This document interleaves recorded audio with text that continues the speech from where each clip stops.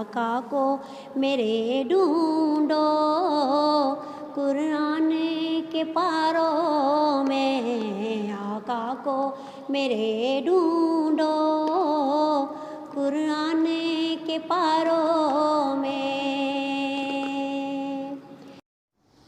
السلام علیکم ناظرین،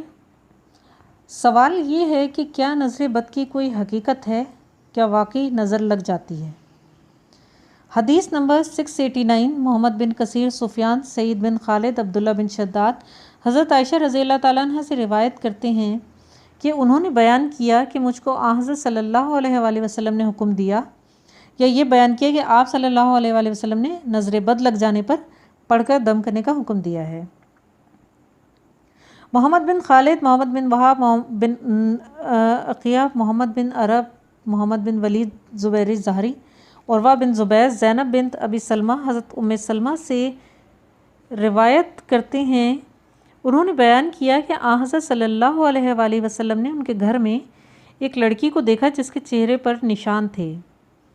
آپ صلی اللہ علیہ وآلہ وسلم نے فرمایا، اس کو دم کرو، اس کو نظر لگ گئی ہے۔ عقیل بن زہری سے روایت ہے کہ مجھ سے عروہ نے کہا کہ انہوں نے حضرت صلی اللہ علیہ وآلہ وسلم سے روایت کی ہے۔ عبداللہ بن سالب نے زبیری سے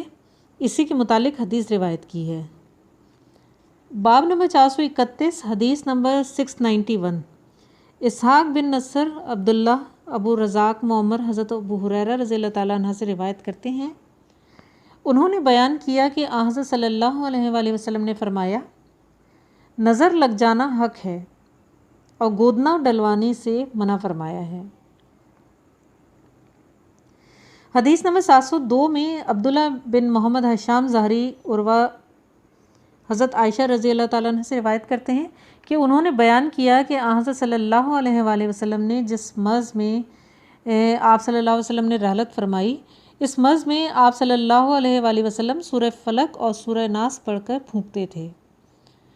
اور جب گرانی حد سے بڑھ گئی تو میں آپ صلی اللہ علیہ وآلہ وسلم پر یہ پڑھ کر پھونکتی تھی،